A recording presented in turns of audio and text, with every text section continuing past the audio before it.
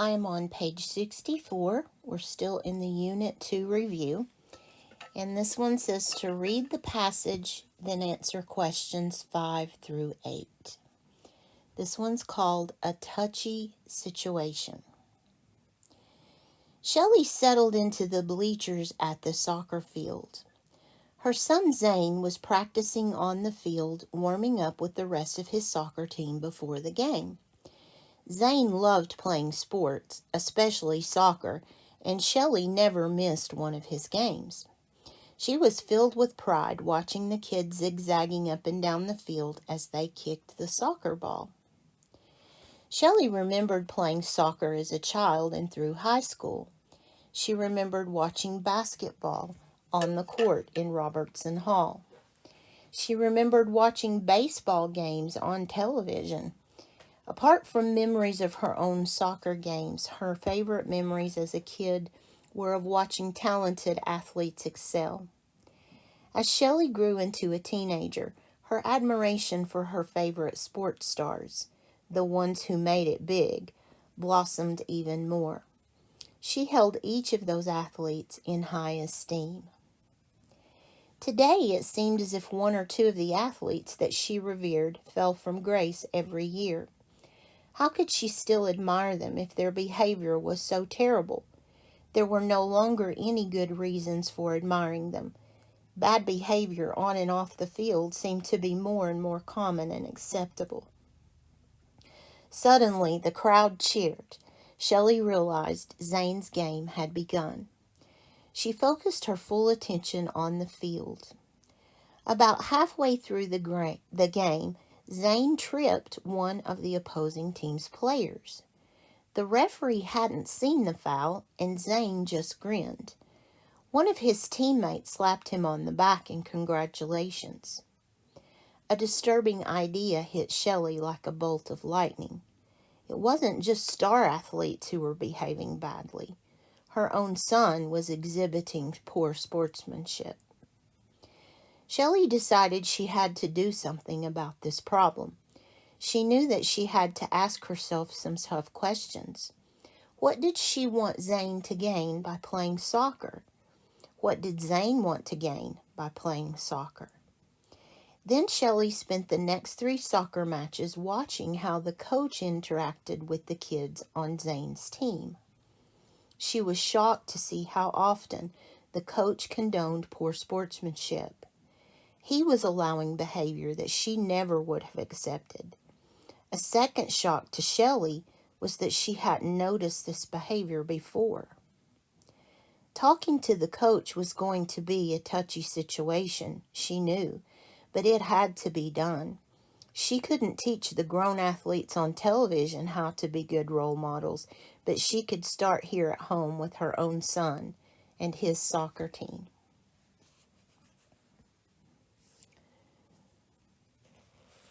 Number 5, read the sentence. She was shocked to see how often the coach condoned poor sportsmanship. Which of the following sentences from the passage is a context clue for the meaning of condoned?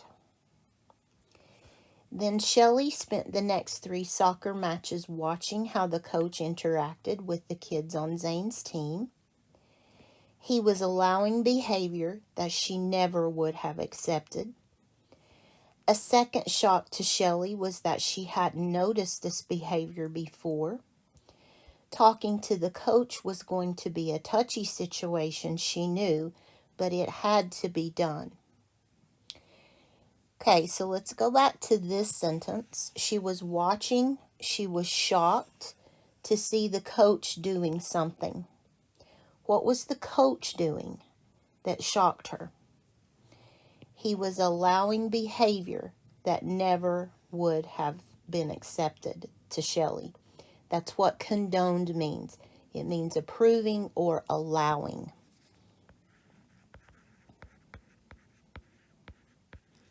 He approved it, he allowed it, even though he knew it was not good sportsmanship. So number 5 is B. Number 6, which is the best summary of this passage? Now remember, a summary is just right. It is Goldilocks and the Three Bears. It's not too narrow. It's not too broad. It's just right. A mother who loves sports criticizes some professional athletes for their bad behavior and then realizes her own son is exhibiting poor sportsmanship too. A boy who loves to play soccer starts to get away with bad behavior on the field, such as tripping his opponent. This one's too narrow because it completely leaves out Shelley. The coach of a kid's soccer team is teaching the young players poor sportsmanship so the team will win more often. Again, this is too narrow. We don't know that that's why he's teaching them. It doesn't mention Shelley. The mother of a boy on a soccer team sees her son trip an opponent and questions what her son is gaining from playing sports.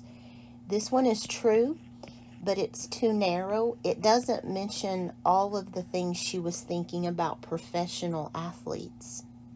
It leaves out that part of her thinking. So number 6 is A. That is the best summary for the article. Number 7.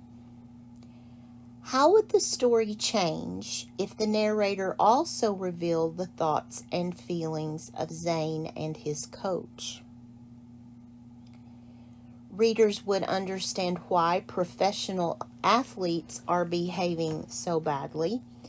Well, that's not true because Zane and his coach can't speak for the professional athletes. Readers would know exactly what steps Zane's mother would take to solve the problem. That's not going to help us to know what Zane and the coach are thinking.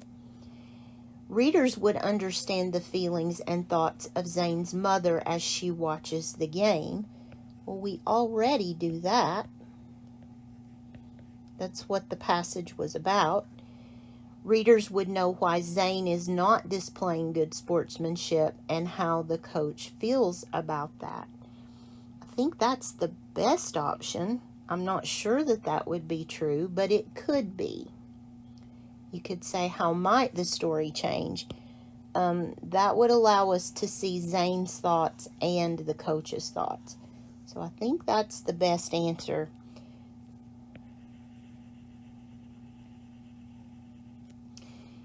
Number 8. What inference can you make about Shelley? What can you figure out about Shelley? Shelley was once a professional athlete. Shelley often gets bored at her son's games. Shelley cares about her son and is a responsible person. Shelley believes athletes should win at all costs. Well, we know this is not true. And I could say that B is not true. She's thinking, she's doing things all the time. There's no evidence to support A. So I'm going to go with C on this one. We definitely see that she doesn't want her son to become a bad sport. Which sentence from the passage best supports that idea? Apart from memories of her own soccer games, her favorite memories as a kid were of watching talented athletes excel. She focused her full attention on the field. How could she still admire them if their behavior was so terrible? She couldn't teach the grown athletes on television how to be good role models, but she could start here at home with her own son and his soccer team. That's the evidence that tells me that she cares about her son and she is a responsible mother. She's going to do something about this. Okay, remember, if you got 6 out of 8 of these items correct, I would say you have mastered Unit 2. If you did not, get 6 out of 8 correct, I would go back and review the areas that seem to give you trouble. Also talk with your teacher about what you should do. Your teacher can give you some very good advice. And our next task is a real practice test. And this one starts on page, give me a second please, page 66. So if you turn to page 66 in your textbook, this is a major test. And you would need to number your paper from 1 to, I believe it's 40. There are 40 questions on this exam.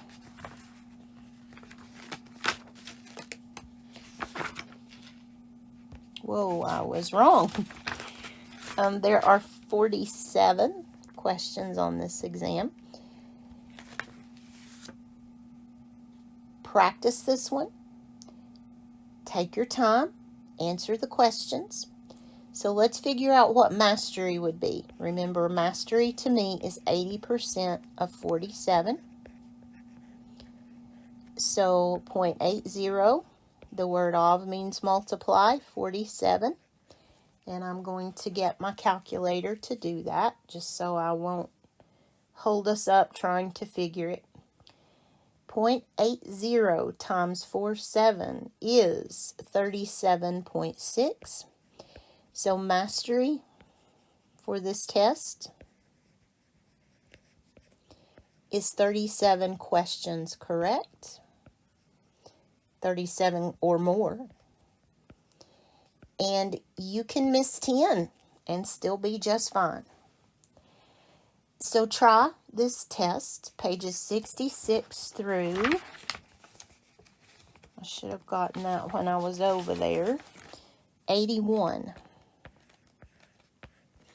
And see how you do. I will be back in the next video to work through this with you and let you check your answers. Good luck on that, and I will see you soon. Bye-bye.